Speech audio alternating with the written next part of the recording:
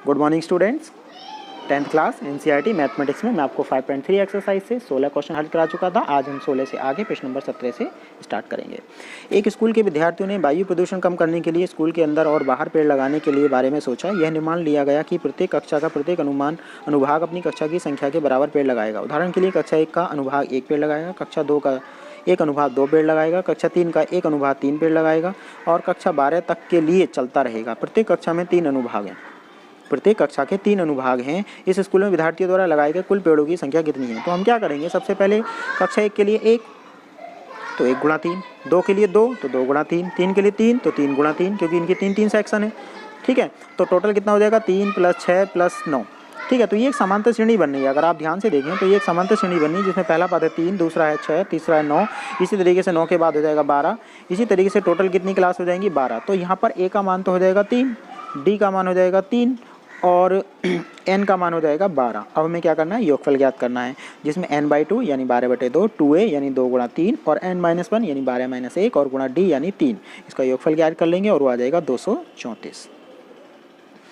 आगे बढ़ते हैं प्रश्न नंबर 17 के बाद प्रश्न नंबर 18।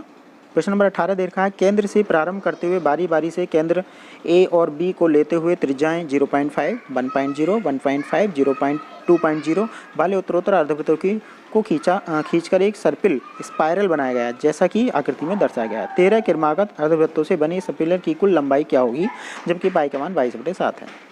ठीक है, तो यहाँ पर क्या करेंगे, अर्धवृत्तों की लंबाई को L1, L2, L3, L4 मान लेंगे। तो पहले अर्धवृत्त की लंबाई L1 क्या होगी? L1 होगी 2πr यानी परिधि का आधा, क्योंकि वृत्त की जो टोटल परिधि होती है वो 2πr होते हैं और उसको हम आधा कर दें तो क्या बचेगा? πr बचेगा। ठीक है, तो πr जो होगा वो कितना होगा हमारा?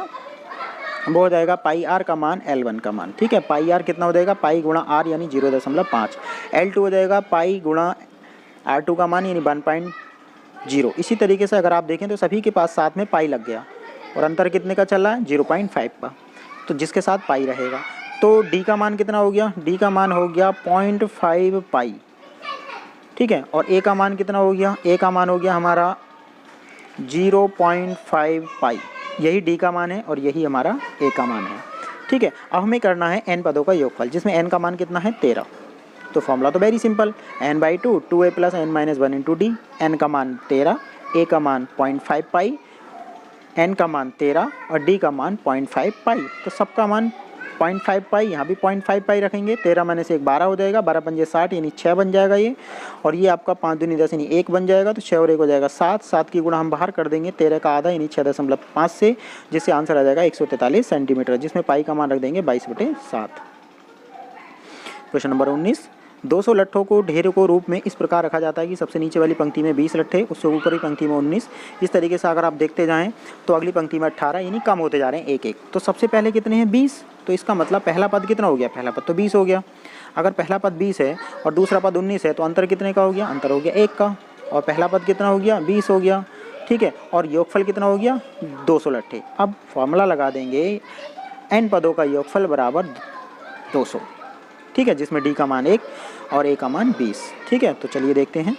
सबसे नीचे वाली पंक्ति में लट्ठे कितने हैं? 20। अगली पंक्ति में 19 यानी एक एक कम हो रहा है, तो d का मान +1 नहीं बल्कि -1 होगा। ठीक है, तो d का मान क्या होगा? +1 नहीं होकर -1 होगा। तो हम फॉर्मूला लगा देंगे, Sn बराबर n/2 2a + n-1 × d। n पदों का योगफल, जिसमें n का मान कितना है हमारा?